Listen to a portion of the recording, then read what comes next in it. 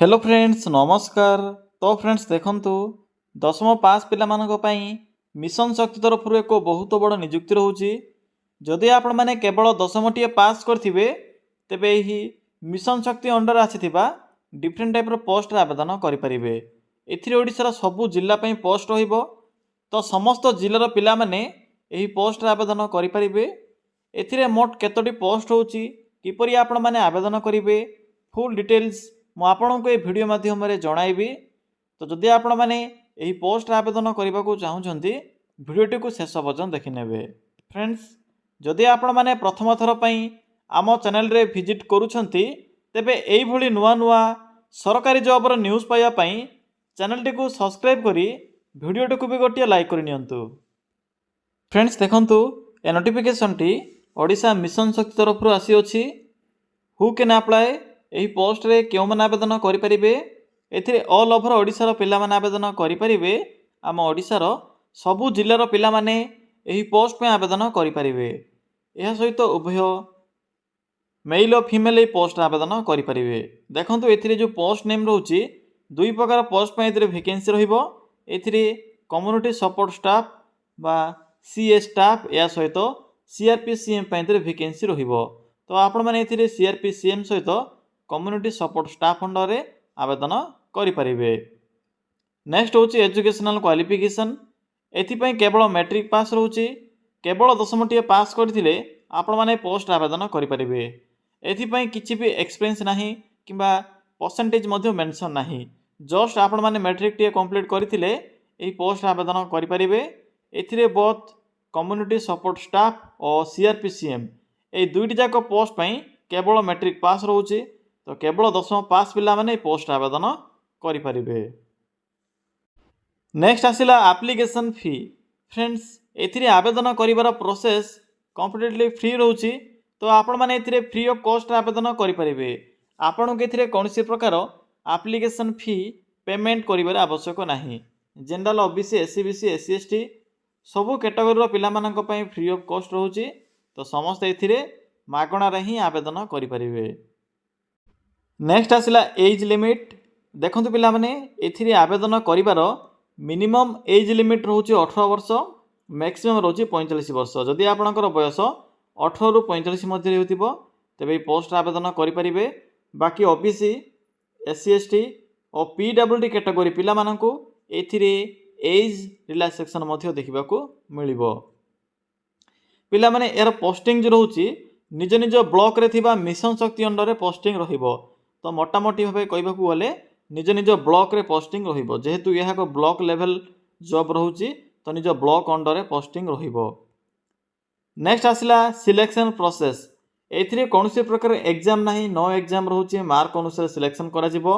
Document verification रहउची एवं एही process द्वारा आपण माने एथिरे सिलेक्शन पाई परिबे। देखंतु प्रथमे आपण माने फॉर्म टू को फिल अप करी पोस्टल माध्यम रे पठाइबे। जदि आपणकर सब डॉक्यूमेंट गुडी को करेक्ट थिबो तेबे आपनको डीवी बा डॉक्यूमेंट वेरिफिकेशन पई कॉल लेटर आसीबो। निज ब्लॉक रे सब प्रोसेस रहिबो। तो आपण माने जदि सिलेक्शन पाइबे निज ब्लॉक रे पोस्टिंग रहिबो, मन रखिबे। नेक्स्ट आसिला इंपोर्टेंट डॉक्यूमेंट। पिला माने डॉक्यूमेंट रे माइनर डॉक्यूमेंट जेपरि कि आपणकर क्वालिफिकेशन रो सर्टिफिकेट। जेहेतु एथिरे केवल मैट्रिक पास मेंशन अछि तेणु आपणकर मैट्रिक पास रो सर्टिफिकेट ही आवश्यक पड़िबो। या सहित photo, residence certificate, caste certificate, या सहित आधार कार्ड, आईडी प्रूफ रे आधार कार्ड। तो पिला माने एही सब डॉक्यूमेंट ही आवश्यक पड़िबो जते बेले आपण माने एथिरे आवेदन करिवे। डॉक्यूमेंट गला नेक्स्ट आसिला एप्लिकेशन मोड।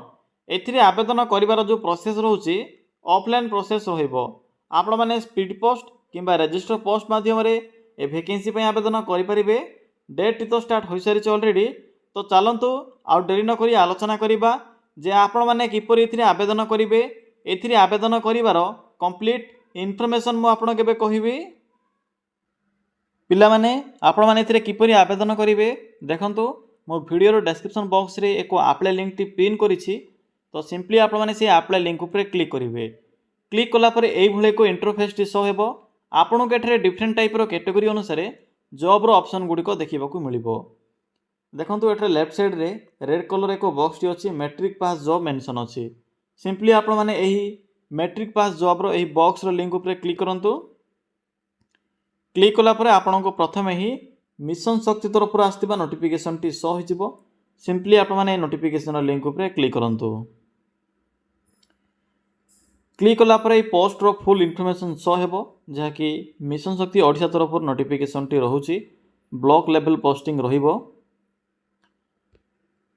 मु तो आपको यार क्वालिफिकेशन एज लिमिट विषय कही सारी जदि आपको किसी भी डाउट लगुव तेरे नोटिफिकेशन पीडीएफ को चेक करेंगे।